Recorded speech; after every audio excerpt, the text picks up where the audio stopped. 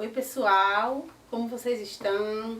Meu nome é Andréa, faço parte do PGM Cinto da Verdade, sou esposa de Neto e estamos aqui para dar continuidade ao estudo do livro de John Stott. Oi pessoal, meu nome é Neto, esposo de Andréa, fazemos parte do PGM Cinto da Verdade. Os facilitadores do nosso PGM são Ricardo e Shirley e estamos aqui para dar continuidade ao estudo e espero que vocês aproveitem o que Deus tem para falar ao coração de vocês através do estudo que será apresentado. Pessoal, vamos entrar agora no estudo do livro de John Stott, falando sobre os valores morais. Os cristãos creem que o sexo é uma boa dádiva do bom Criador, embora muitos pensem o contrário.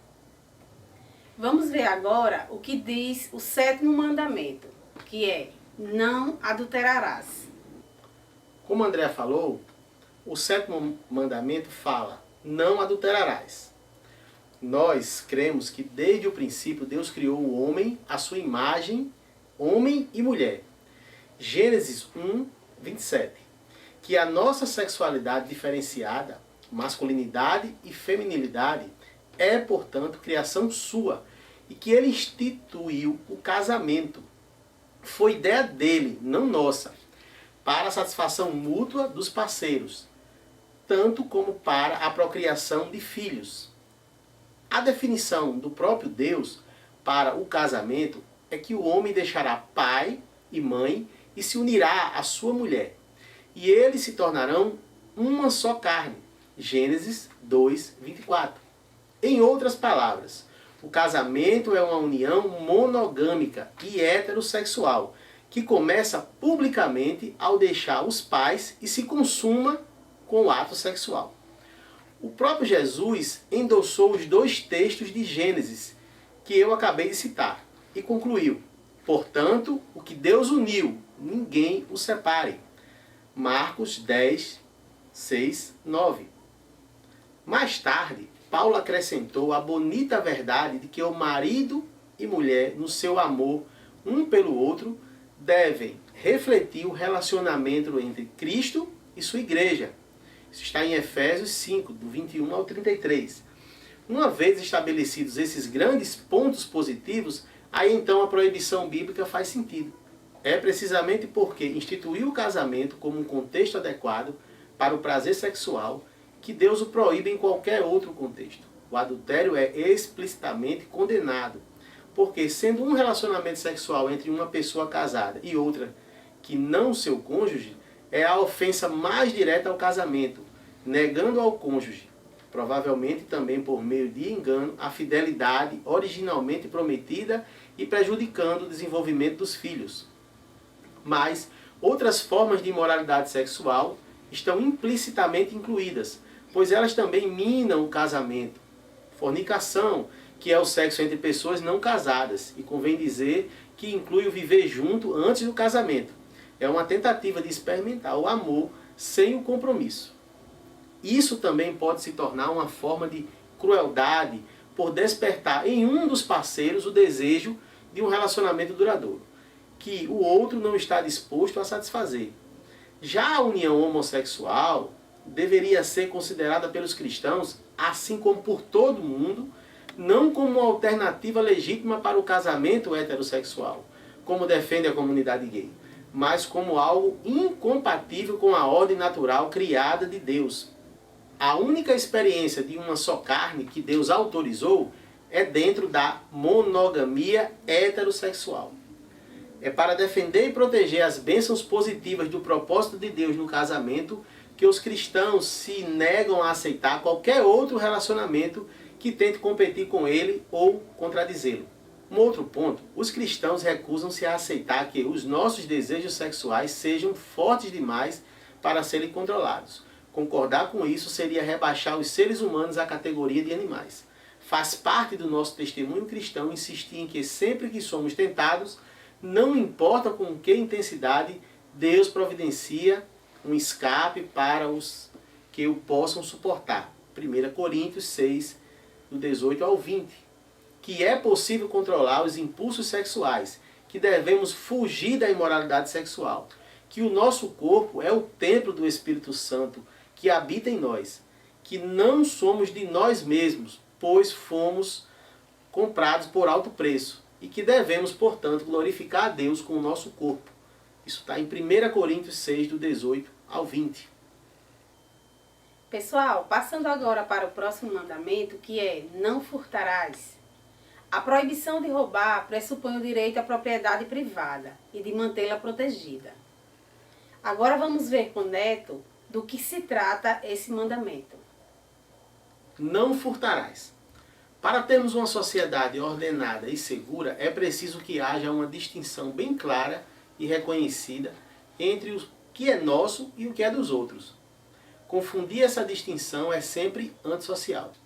Isso não significa, é claro, que temos direito absoluto sobre nossas posses, já que, por um lado, estas nos foram dadas por Deus para gozá-las e administrá-las, e, por outro lado, somos convidados a partilhá-las com os necessitados.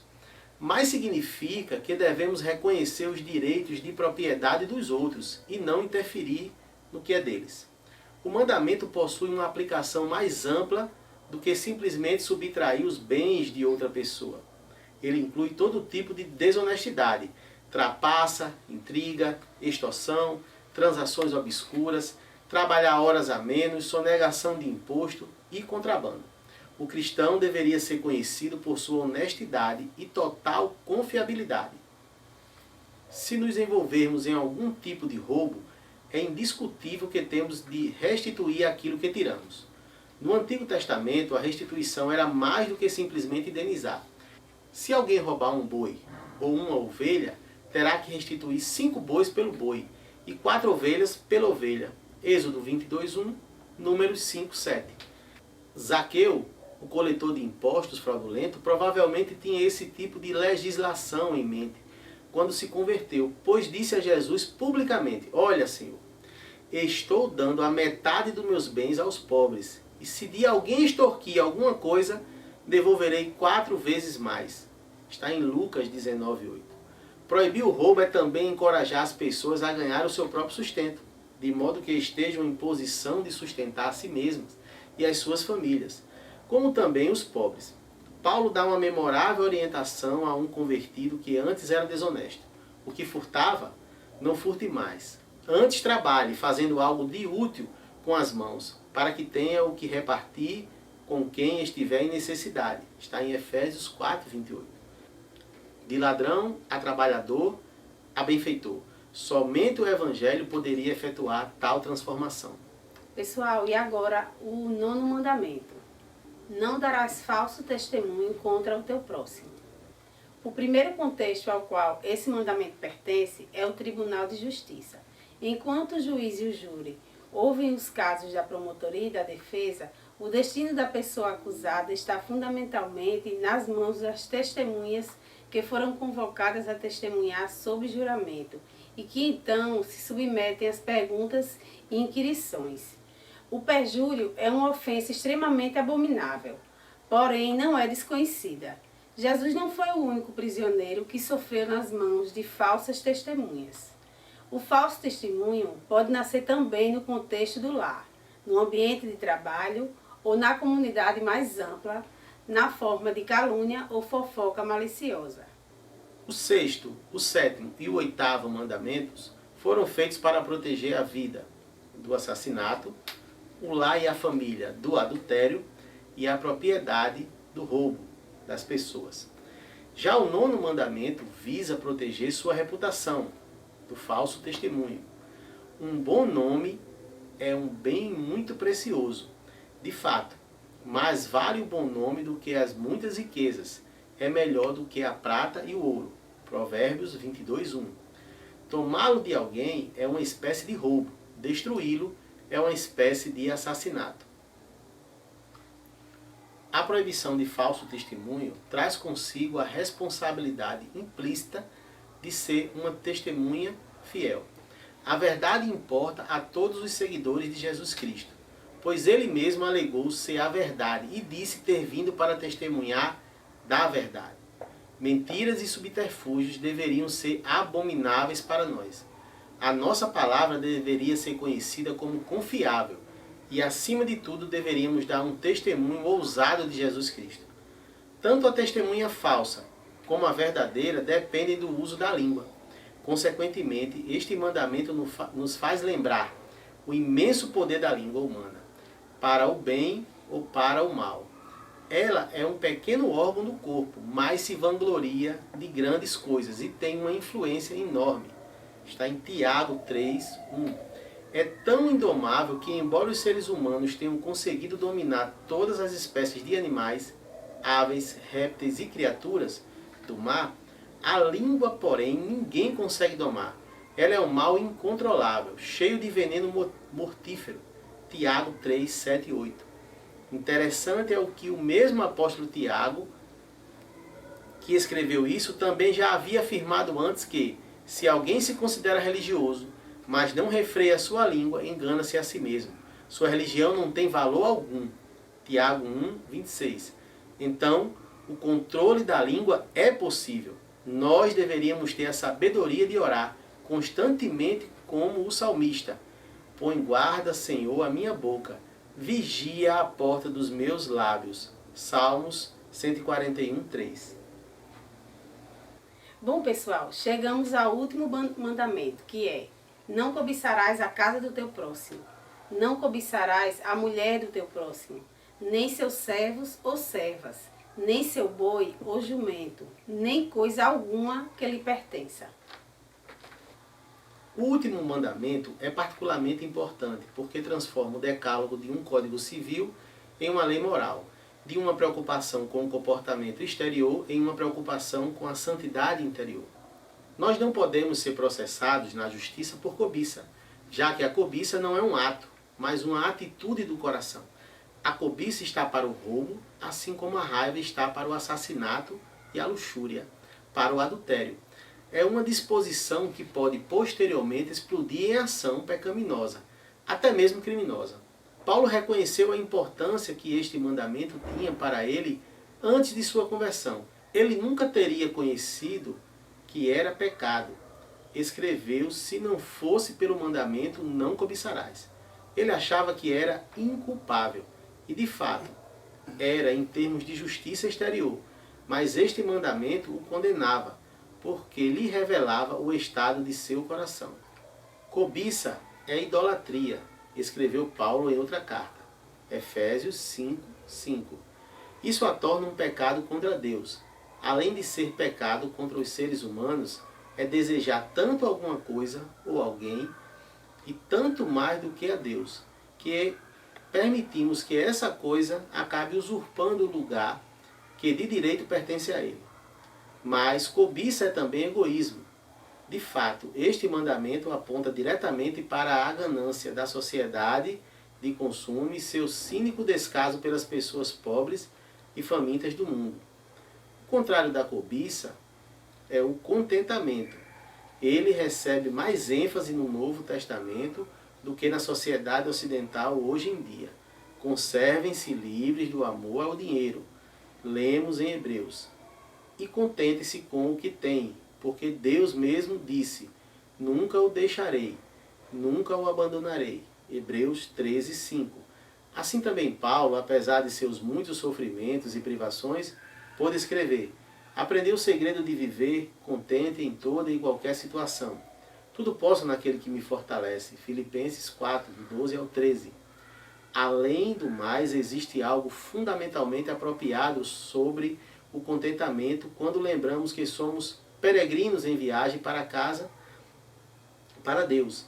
De fato, a piedade com contentamento é grande fonte de lucro, pois nada trouxemos para este mundo e dele nada podemos levar. Por isso, tendo o que comer e com o que vestir-nos, estejamos com isso satisfeitos. 1 Timóteo 6, do 6 ao 8. Aqui então está o antídoto para essa paixão turbulenta e destrutiva chamada cobiça, que o 10º mandamento proíbe. É uma combinação de simplicidade com generosidade e contentamento. Então, pessoal, Para concluirmos, os 10 mandamentos estabelecem para nós padrões muito elevados de vida. Por isso, entendemos a importância dos valores morais para o cristão. Mas, para que isso aconteça, precisamos ter uma vida em obediência. A vida de obediência. Os mandamentos nos desafiam a dar a Deus nossa adoração exclusiva, espiritual, coerente, regular e obediente, como também a preocupar-nos com a integridade da vida do lar, da propriedade e do bom nome do nosso próximo.